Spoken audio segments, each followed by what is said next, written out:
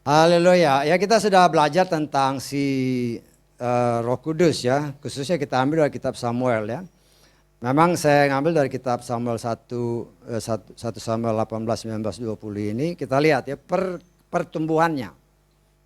Apa yang kita bisa contoh di sini bahwa Saul yang tadinya diurapi Tuhan ya. Ternyata karena ketidaksetiaannya kepada Bapak Yahweh. Ya, kalau saudara baca di dalam firman Tuhan ini, ya kita melihat bahwa Saul itu walaupun dia nggak datang ibadah, ya, tapi dia tetap memberikan bantuan ya, persembahan. Tetapi ya itu kan buat kita juga sebagai pelajaran bahwa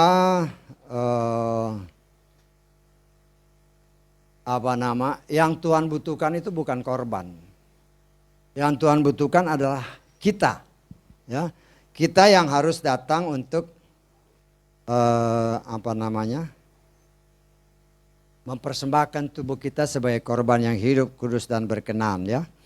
Jadi saya hanya mau kasih lihat aja bagaimana Tuhan sebenarnya sangat menginginkan di dalam pembacaan ya. Kalau kita baca dari beberapa ayat di sini ya, memang saya bacakan dari 1 Samuel 18, 19, 20.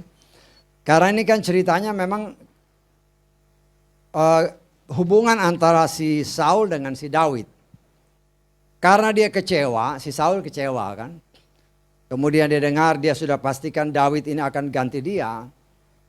Ada kemarahan, ada kecemburuan, ada ketakutan. Ya. Sehingga dia berusaha untuk dengan segala cara membunuh Daud. Ya. Sehingga kita melihat di sini betapa dia juga berusaha memperalat anak-anaknya, ya. Tetapi justru anak-anaknya bukannya anti kepada si Daud, tapi justru mereka mengasihi Daud, ya. Nah, ini membuat dia semakin hari semakin lebih semakin lebih tambah takut, ya. Semakin lebih tambah takut. Nah, di sini kita melihat bagaimana kita sebagai anak Tuhan, ya, segala sesuatu itu ya, kalau kita hubungkan dengan khotbah tadi, segala sesuatu yang Tuhan izinkan terjadi dalam hidup kita, Tuhan menghendaki nama Dia dipermuliakan melalui kehidupan kita, ya. Termasuk juga yang kita baca di sini, ya. Saul itu memang ya kalau kita sudah pelajari kan dia ketakutan kan. Ketakutan, tapi disinilah salah satu bentuk yang kita pelajari. Saul dalam ketakutan bukan dia semakin dekat sama Tuhan, dia lari dari Tuhan. Nah, ini yang berbahaya. Ya. Nah, kita belajar walaupun Saul ini, ingat ya, Saul dan Daud sama-sama diurapi. Tetapi karena ketidaksetiaan dan ketidaktaatan daripada Saul, maka Tuhan mundur. Tetapi kalau kita baca, ya, Tuhan itu masih sabar terhadap Saul, ya. Sehingga dia tetap mau supaya Saul itu, ya ingat ini kasih Tuhan ya. Tuhan sih bisa aja balik hatinya si Saul. Tapi Tuhan mau supaya Saul ini dengan kesadaran sendiri berbalik kepada Tuhan dan mengakui kesalahannya. Kalau dia kan nggak ngaku kesalahannya. Dosanya ingat ya, siapapun yang mempersembahkan korban itu harus orang Lewi. Kalau bukan orang Lewi, hukumannya mati. Itu pasti, ya. Tapi kita melihat di sini Saul tahu itu, tetapi Dia tidak bertobat dengan sungguh-sungguh kepada Bapa Yahweh. Sedangkan itu sebenarnya sangatlah diharapkan oleh Bapa Yahweh, ya, supaya dia bertobat dengan sungguh-sungguh. Dengan berbagai macam cara Tuhan izinkan terjadi. Ya. Dan di sini kita melihat kalau kita baca di dalam 1 Samuel 19, kita lihat aja ya. Ayat ke-8 dan 9. Ya. 1 Samuel 19 ayat 8 dan 9. Terjadi perang lagi. Daud pergi keluar serta bertempur melawan orang Filistin. Mengalahkan mereka dengan pembantaian yang dahsyat dan mereka melarikan diri dari hadapannya. Kemudian ayat 19. Nah ini lihat sini. Tetapi roh Yahweh menjadi sedih atas Saul. Artinya kan Bapa Yahweh masih peduli dengan Saul. Kenapa dia sedih? Karena dia ketika dia duduk di rumahnya ada tombak di tangannya. Daud sedang main harpa dengan tangannya. Lalu Saul ayat 10 berusaha menancapkan Daud dengan tombak ke dinding. Artinya dia tetap berusaha membunuh Daud. Daud lagi memuji Tuhan loh. Jadi hadirat Tuhan ada di sana. Ya, hadirat Tuhan ada di sana. Kalau kita hubungkan dengan khotbah tadi, ya, Daud sama si Saul sama-sama tidak ngerti bahwa, ingat ya, si Daud ini diurapi, Saul diurapi, cuma roh bapaknya sudah pergi dari dia. Ketika Saul berniat jahat, dia lempar tombak itu pasti jaraknya dekat ya. Nah, disinilah APD-nya Tuhan, alat proteksi diri Tuhan. Sehingga tombak yang sedikit, yang jaraknya sedikit, mungkin nggak sampai 10 meter. Istilah kata pasti mati ini. Tapi Tuhan punya cara untuk membela orang yang diurapi. Dia kan lagi nyanyi kan. Dia lagi memuji Bapa Yahweh, urapan ada. Kalau lagi ada urapan gak bakal bisa disentuh sama si jahat. Ya, gak bisa. Tapi kita melihat di sini bagaimana Tuhan jadi sedih. Ya. Harusnya dengan pujian yang naik, kalau dia sungguh-sungguh memperhatikan apa yang dinyanyikan, dia menjadi terhibur. Tetapi ketika dia melihat Daud berhasil dalam segala peperangan, dia tambah cemburu, tambah iri, tambah takut. Sehingga yang dia kalau tadi kan disebut lagi, yang dia besarkan masalahnya, ini orang harus saya bunuh nih. Ya. Seharusnya kan Tuhan yang dibesarkan. Kalau Tuhan yang dibesarkan, ceritanya akan lain. Ceritanya akan lain. Tetapi inilah Tuhan izinkan terjadi dan dicatat begini supaya kita lihat. Ya, supaya kita juga mengerti, kita belajar. Saudara dan saya sama-sama diurapi Tuhan. Jangan berkali-kali saya katakan ya, kita harus koreksi diri kita ini wadahnya apa. Bukan berarti saya wadahnya buli-buli, berarti nggak benar. Kalau udah tahu nggak benar ya berdoa, iya kan? Jangan pasrah, bukan begitu caranya. Tuhan mau kita berubah. Sehingga kita memiliki dasar iman yang kokoh. Ya. Sehingga apapun yang Tuhan izinkan terjadi. Ingat, segala sesuatu yang Tuhan izinkan terjadi, Tuhan mau namanya dipermuliakan. Ya. Kan tadi kesaksian-kesaksian juga banyak. Masalah-masalah. Ya memang selama manusia jatuh. Sejak manusia jatuh dalam dosa, sejak itulah timbul masalah. Tetapi dengan adanya masalah bukan berarti kita harus mundur. Tuhan bilang hadapi. Ya. Nah sekarang bagaimana kita menghadapi? Jangan menghadapi dengan kekuatanmu sendiri. Kita menghadapi dengan kekuatan sendiri pasti hancur. Setan itu kan roh. Ya. Kalau dia mau tempeleng kita nggak bisa lihat. Ya. Pokoknya dia mau tempeleng saya nggak bisa lihat. Tapi dia lihat ada malaikat di sini, nggak bisa dia dekat, nggak bisa. Memang saya nggak lihat malaikatnya ya, tapi dia nggak bisa dekat karena ada yang menjaga kita. Walaupun karena itu dikatakan oleh firman Tuhan, hati-hati ya. Kita lihat dalam Keluaran 23 ya. Jadi sangat berhati-hati sekali. Ayat ke-20 kita lihat ya. Jadi harus percaya bahwa sebagai anak Tuhan ada malaikat Tuhan. Lihat aku mengutus seorang malaikat ke hadapanmu untuk menjagamu dalam perjalanan dan untuk membawamu ke tempat yang telah aku persiapkan. Ayat 21. Berjaga-jagalah di hadapannya dan dengarkanlah suaranya. Janganlah engkau membuat dia kepahitan karena dia tidak akan menanggung pelanggaranmu sebab namaku ada di dalam dia. Ini firman Tuhan. Hanya percaya enggak kan itu? Percaya enggak kita sudah berdoa Tuhan ini. Begitu menghadapi masalah langsung gentar. Ya. Kalau Tuhan izinkan kita jalan, ya jalan aja. Bukan mau sok-sokan ya. Tapi kita kan berdoa, Tuhan kalau Tuhan izinkan ya saya jalan nih. Kalau Tuhan nggak izinkan, Tuhan belokin. Minta tolong kan sama Tuhan.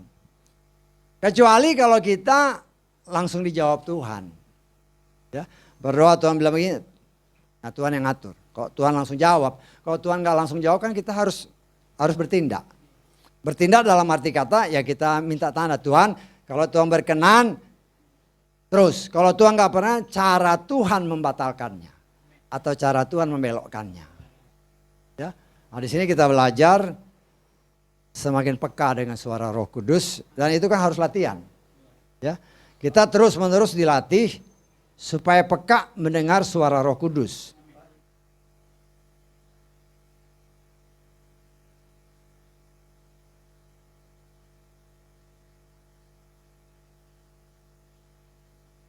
Karena namanya ada ya, nama Bapak di sana. Saya kadang-kadang mengilustrasikannya begini ya. Supaya gampang diilustrasi lah ya. Kalau seorang polisi bertindak sesuatu, ya, dia bukan bertindak atas nama pribadi ya. Tapi dia bertindak atas nama institusi. Jadi nama kepolisian yang dia bawa. Demikian juga malaikat. Ketika dia bertindak itu bukan dia. Tetapi mewakili Bapak Yahweh. Jadi kalau Bapak ya kita kan minta Tuhan kirim tentara, ya yakin tentara surgawi ada. Tapi kadang-kadang kan ya seperti suratan Korintus kan.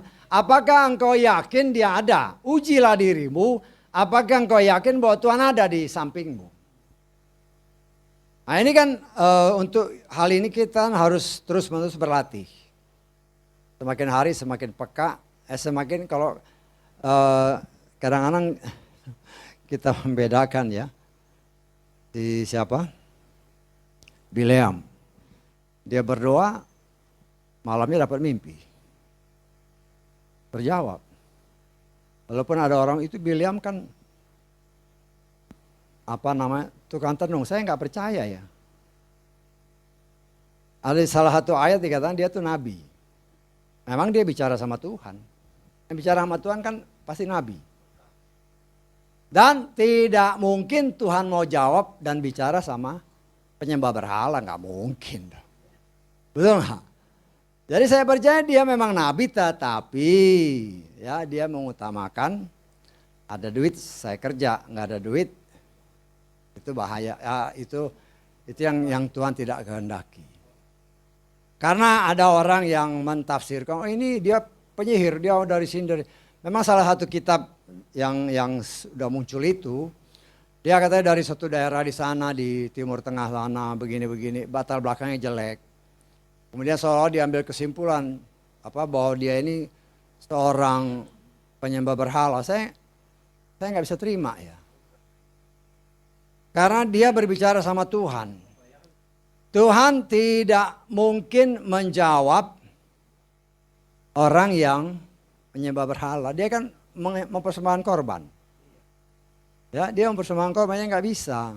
Nah, jadi kita juga harus ada pengajaran-pengajaran seperti itu. Jadi kita harus hati-hati. Ya, jadi Bileam pun saya percaya dia seorang nabi, walaupun dia bukan dari bangsa Israel. Sehingga dia boleh mempersembahkan korban dan doanya itu langsung dijawab. Dia doa malam ini langsung Tuhan jawab. Nah, di sini kita melihat yang kita petik di sini, kenapa bisa begitu? Kenapa Bileam yang jahat kok bisa dijawab langsung? Berarti kan kalau kita menafsirkan, boleh nafsirkan, pasti hubungannya dengan Tuhan dekat. Hanya dia kadang-kadang ya melakukan hal-hal yang tidak seharusnya dilakukan. Karena kalau dibicarakan, karena di kitab Wahyu ada ya, mempunyai karakter Bileam, artinya cari duit. Dan memang itu terjadi pada zaman sekarang. Kalau di mana pelayan-pelayan Tuhan, kalau di mana banyak duitnya ya di situ dia datang. Kalau duitnya kurang ya dia nggak datang. Nah itu kan karakter Bileam.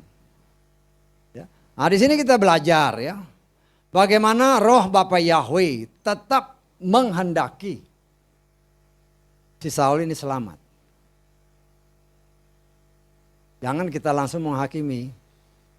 Nah, karena itu salah satu karakter Daud, dia tidak mau membunuh Saul. Karena Saul adalah orang yang diurapi.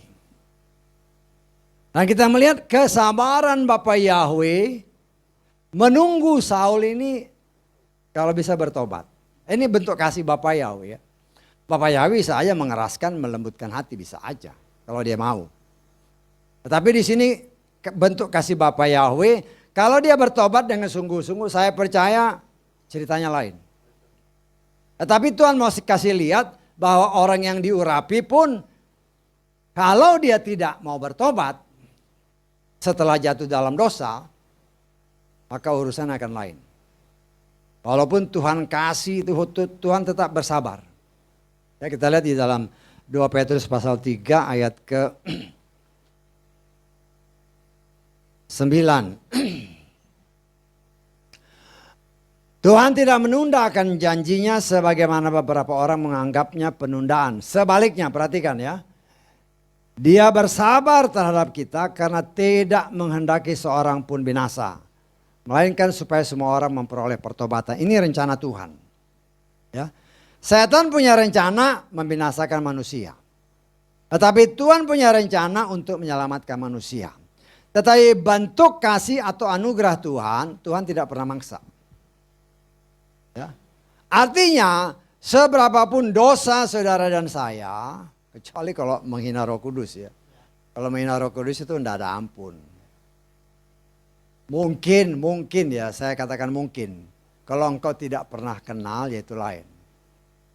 Ya, kalau tidak pernah tahu ya bahwa ada Roh Kudus, nggak tahu ya itu mungkin lain beda. Tapi kalau kau tahu terus kau menghina Roh Kudus, firman Tuhan katakan tidak ada pengampunan orang yang menghina Roh Kudus. Ya. Nah, di sini kita melihat ya, bagaimana Tuhan tetap sabar terhadap Saul. Dari ayat-ayat tadi kan dikatakan, ketika si Saul tetap mau membunuh Daud, Bapa Yahweh sedih. Dan kita melihat dalam perjalanan berikutnya, dalam ayat-ayat selanjutnya, Saul itu bukan semakin baik, tetapi semakin jahat. Bukan saja Daud yang mau dia bunuh, anak-anaknya sekalipun yang menentang dia mau dia bunuh. Sehingga timbul kepahitan terhadap anak-anaknya, khususnya Yonatan. Yonatan ini kan sangat mengasihi Daud. Ya. Nah, memang dia tahu ini pasti ya mungkin bapaknya udah ngomong kan, ini kelihatannya mau ganti saya ini berdasarkan apa yang dikatakan Samuel ya. Tapi kan ini juga anak mantunya, tapi ya itulah Tuhan izinkan terjadi hal seperti itu supaya kita juga belajar ya. Engkau dan saya sudah dikaruniai Roh Kudus ya. Itu bukan jaminan kau selamat. Ya, ingat ya. Roh Kudus dianugerahkan bagi saudara dan saya bukan jaminan kita selamat kalau kita tidak setia. Ya. Yang menjamin kita selamat adalah kita taat dan setia kepada firman-Nya. Kalau enggak bisa. Saya tidak pernah mau atau belajar ya. Kan banyak di luar sana, oh yang penting kamu dibaptis pasti selamat. Gimana? Karena contohnya kan ada.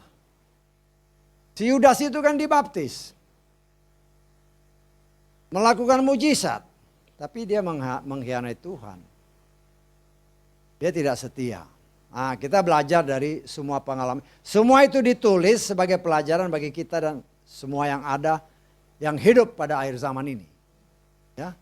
Bukan ditulis sembarangan supaya kita belajar, oh kenapa ya? Nah dari sini supaya jangan kita membuat kesalahan yang sama. Belum tentu kita lebih baik dari Yudas. Yudas itu kan sudah diurapi Tuhan. Tumpang tangan orang sakit sembuh. Mungkin tumpang tangan orang mati bangkit. Walaupun tidak ditulis tapi kan dia diberi kuasa kan. Tapi semua itu ya bukan membuat imannya bertambah.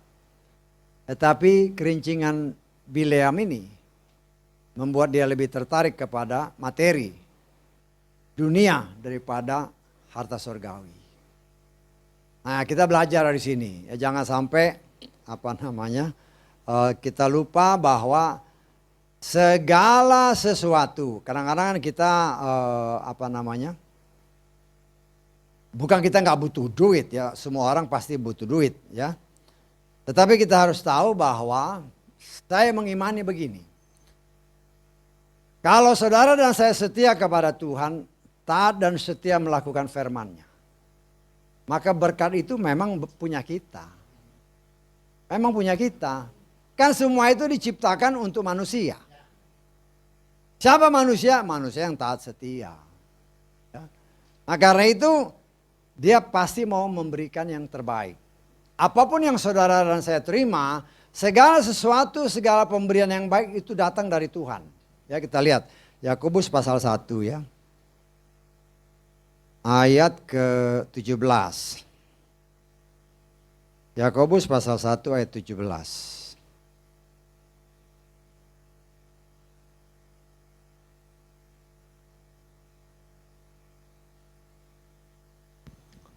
Setiap pemberian yang baik dan setiap karunia yang sempurna adalah dari atas.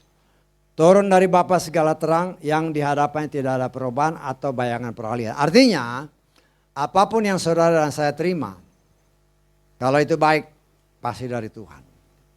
Kalau yang nggak baik gimana? Kalau yang nggak baik ya mungkin itu ujian dari Tuhan. Nah, Tuhan kan sedang menguji saudara dan saya juga. Kita ini kan Tuhan mau supaya iman kita ini jangan hanya level bawah terus. Jangan hanya level percaya terus. Tetapi iman kita pun sedang diuji. Ya, kita lihat lagi di Yakobus pasal 1 ini ayat ke-3.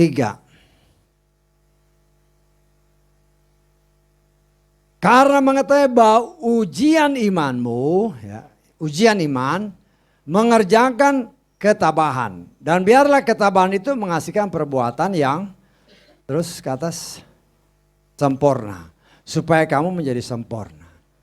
Jadi iman kita kadang-kadang dengan permasalahan itu sedang diuji. Supaya semakin level naik kan. Jadi kalau engkau ada masalah, kau datang sama Tuhan. Ya, datang sama Tuhan berdoa. Ya, kan Roh Kudus akan menggerakkan kita. Ayo berdoa dulu, berdoa. Ya. Berdoa, maka tangan Tuhan akan tolong. Tapi kalau kita lupa berdoa, ini yang bahaya. Ya, kan Roh Kudus tugasnya untuk mengingatkan saudara dan saya. Keluaran tadi mengatakan ayat 23 tadi, ya, Keluaran 23, kita harus percaya bahwa malaikat Tuhan diutus. Walaupun kita nggak lihat dia. Artinya dalam segala hal, ya, masalah boleh datang kalau kau utamakan Tuhan, ya mungkin bahaya maut lah. Kalau kau berdoa, malaikat kan tetap jaga. Sehingga bahaya itu tidak akan pernah bisa menyentuh kita kalau tidak Tuhan izinkan.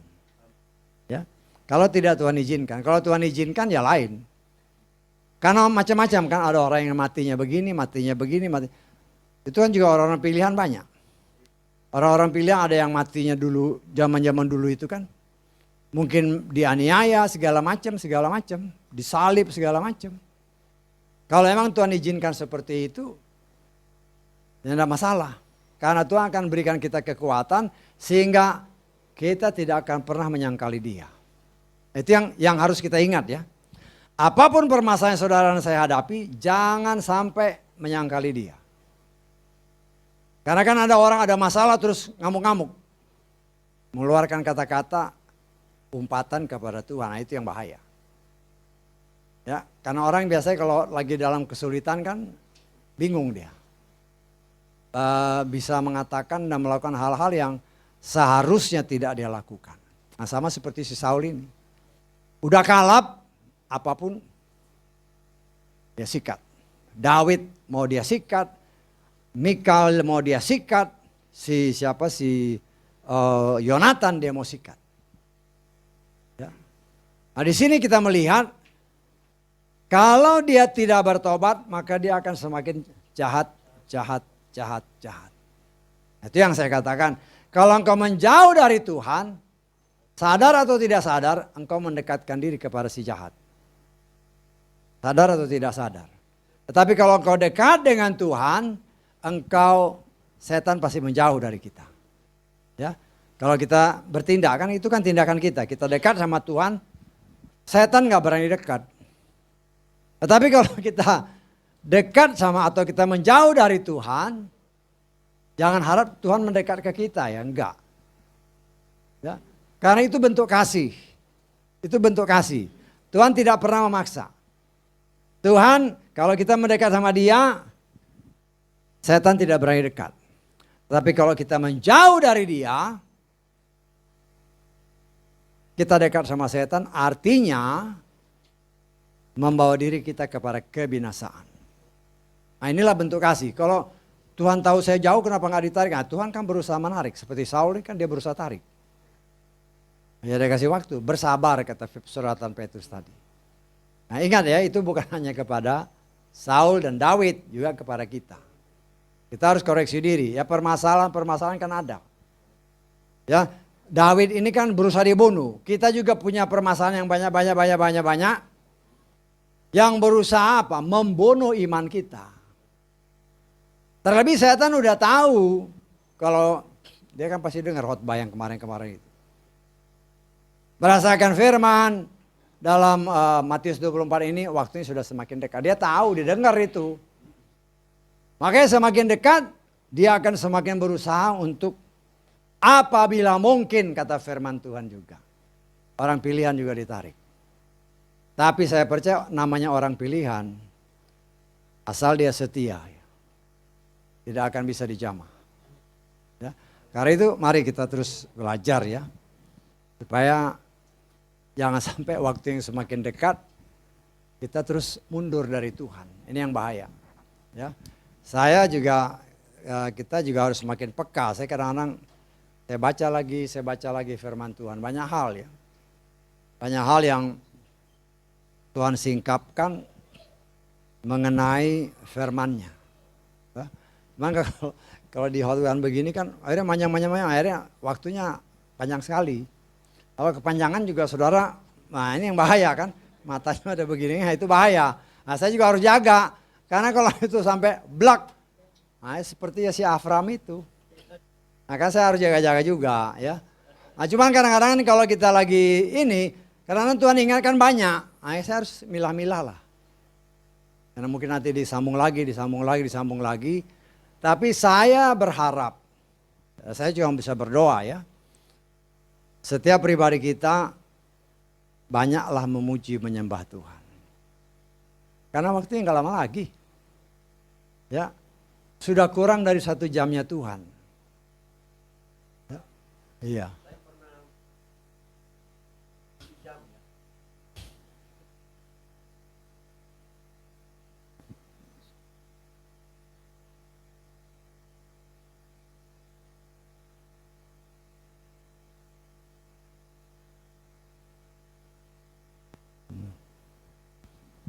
Banyak orang yang mimpi seperti itu. Ada yang ceklok. Nah, cekloknya ini berapa lama itu yang kita nggak tahu. Nah, itu kan artinya tanda-tanda kalau bisa seperti hal seperti itu, ya puji Bapak ya, istri saya kan dapat karunia mimpi, karunia penglihatan ya. Ya dia suka cerita. Saya cuma hanya kasih nasihat gini-gini. Saya juga dapat berkat di situ. Nah, saudara kalau punya karunia seperti, kan kita punya karunia macam-macam. Saudara punya karunia, saksikan. Itu kan menambah iman setiap telinga yang dengar. Ya, cuman kalau bersaksi juga hati-hati, jangan melenceng dari firman. Kalau melenceng dari firman, saya akan koreksi ya. Kalau itu tidak sesuai firman ya mungkin ya koreksi mungkin ya seperti begini saya koreksi kalau bisa dikoreksi.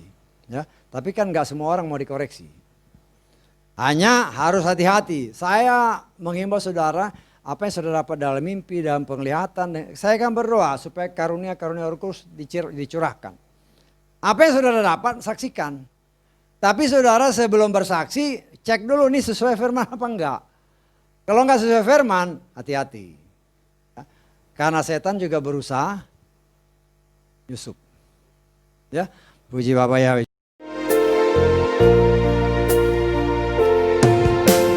Kasih yang